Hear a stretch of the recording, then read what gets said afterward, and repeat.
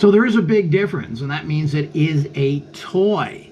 And being a toy is quite a bit different than being an action figure of high quality that has actual real clothing that you can change, add to, etc. You know, if it doesn't have that feature, well, you can't customize your units. You can't interchange different uniforms and weapons. It becomes just a toy.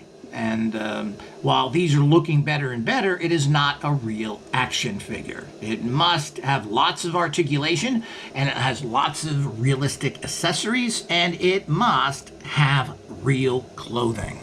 So I hope you enjoyed this. Like, subscribe, and watch for many more to come. Continuing on here in part 3, you can see the figure is larger, and it's larger not only in height, but it's larger in what we consider width here. So this is a much bigger, heavier doll, but you know, the joints and stuff are these typical new action figures you get. They tend to be really loose. Not too happy with that. I prefer stiffer joints that hold in position better, etc. Floppy type, when your legs can flop like this and so forth, I don't particularly like it. You can see the difference here. And of course, this has the traditional inner band in it. I'm trying to figure. This one doesn't. This is your typical new kind of put together ones that don't have those internal bands, which are good or bad, but you do tend to get looser movements when you don't have those inner bands. So this has the typical G.I. Joe type bands that hold the whole figure together. Let's turn it on the back side here. And again, this is the classic outfit. And this has your classic little snaps. You can see the snaps. Now, this is what they had back in the original in the day. And you can see the outfits are relatively identical. This seems to be the shorts that are built in here are much longer. This is almost bikini-like, while this seems to be larger type. You've got the snaps. And this one, of course, does not. It has Velcro. And you can see the slight difference in the uniforms. You can see how this comes up here kind of at an angle. This just comes at the shoulder. So, you know, there's a lot of little differences that probably don't mean anything, but there is differences. These are not copies of the original Action Captain Action. These are a new version of it using the uniform, different bodies, different setups in general. Sitting on a shelf for a while, but you know, it's a radical difference if you're looking at that. Now it depends what you're doing with it. I like the old classic type. There's certainly nothing wrong with this new style, but it is new style, and I'm not sure how this affects using the new outfits that come with the new, which is Thor, Spider-Man, lots of cool superhero outfits that come with this figure. Now, this figure is bigger, so I guess that's good because it means it'll fit on smaller figures better and probably on G.I. Joe figures as well. But we'll have to test those out in the future, and that'll be for another actual review here. But you can see the difference, and of course, the Captain Action, even when it gets down to Captain Action, has this kind of odd look on his face. The skin tones are, I don't know what you call these skin tones. While this tends to be a, quote, lighter or white type face, as is the hands, and the hands are sculptured different, as we've mentioned here. So it's an interesting comparison. These, I don't think I've ever seen these two put side by side before. But, you know, I'm an aficionado. You know, I like to look at the bodies, how they're made, how they hold together. I mean, these are little works of art, and they're very humanistic. And, you know, if you keep them in their original packages and everything else, You know, it's like getting a sculpture of sorts that you can keep in there. It's an artwork that you can display. You know, people display all sorts of junky, cheap, garbage artwork that has very little meaning that you buy like at Pier 1's Imports. Just junk made in Asia for pennies or $2, $3. Or, you know, what about all that brass stuff that came out? Remember turtles and snails? You know, they make this stuff for next to nothing. They're very crude. Well, here's a very sophisticated sculptures. And a lot of work went into these things. Putting these all together, putting the packaging together. I mean, these are little works of art. And people that don't see them as that are not really looking at what is going on here. Modern toys are really extremely well detailed in quality, many of them.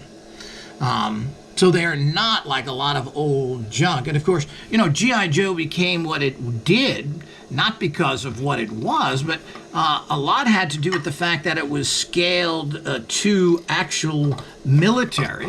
And this was very exacting, and of course the sculptures were very high quality. The guns and everything else were made exacting, and there's lots of details, as all the good manufacturers do today. All the good manufacturers do the same thing. They have really fine molds, and they make excellent reproductions of the originals, almost exactly.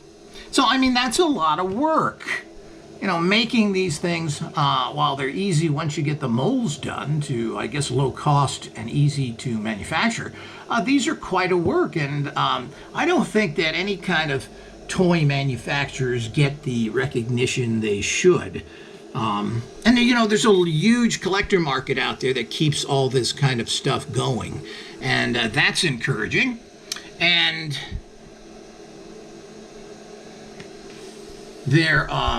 these tend to get better and better. There's many Chinese companies that have picked up the 12-inch figures, which are no longer manufactured by Hasbro or most other places, because apparently youth are not interested. They're making things smaller, and they're making toys. Action figures must have clothes. They must have articulations. A figure that does not have actual real clothing is not an action. Picking up here. So you'll see that there's quite a difference. This is pretty much an exact replica of the original ideal version, as is everything else with it. The whole body is just about is a copy of the original. I don't know if they use the original molds or what, but it's an exact copy. The colors are slightly different, but you can see this is more royal blue. I don't know if this is faded or what's happened to it.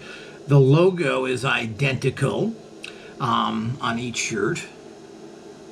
But you can see even the sizes. You know, Captain Action, particularly the reproduction in the original, which I had many years ago, new as a child, was always a little smaller. It didn't have the big muscles. Now what they did here is make this body much larger, more macho looking, but that wasn't the original. But you can argue whether this is better or not. But this is very much a bigger body. This must have been for some other that they put their new head sculpt on. And this is the head sculpt here. And it's a good detailed head sculpt. It's kind of got like a smirk on. And almost like the new Captain Action comic, because I think there is a new one out there. Now, you'll notice that the actual boots are different as well.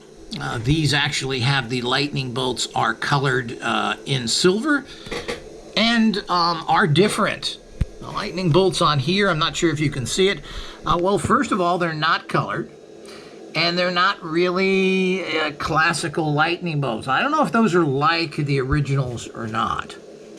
So the boots are completely different than the copy of the original. They do have lightning bolts. These are really not lightning bolts alike, but look a little bit. These have the traditional hands you see now. Again, this must be from some commonly manufactured action figure that they used. Captain Action here this is the classic hands. And you can see they're slightly different. I mean, these are the classic ones. You can see this is made kind of with a trigger finger, as this one is here as well. as I said, the doll itself, the action.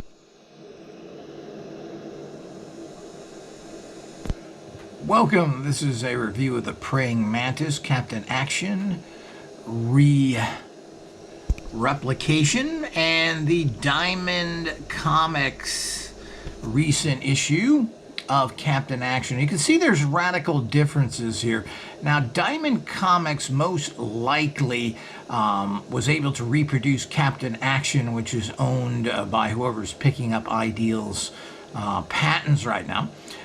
They have access to the DC Comics, so and Captain Action was in DC Comics, so I guess they figured they could make him and many new and older uniforms that Captain Action was all about. But this is not a review of Captain Action. This is people who understand what Captain Action is. Now, Diamond Comics came out with several versions, and here's the standard version, but you can see the quite differences. First of all, this looks a lot more like the comic book, a DC comic book, unlike the reproduction by Praying Mantis, who is just pretty much an exact copy of the original Ideal's Captain Action. So there's quite a difference in the.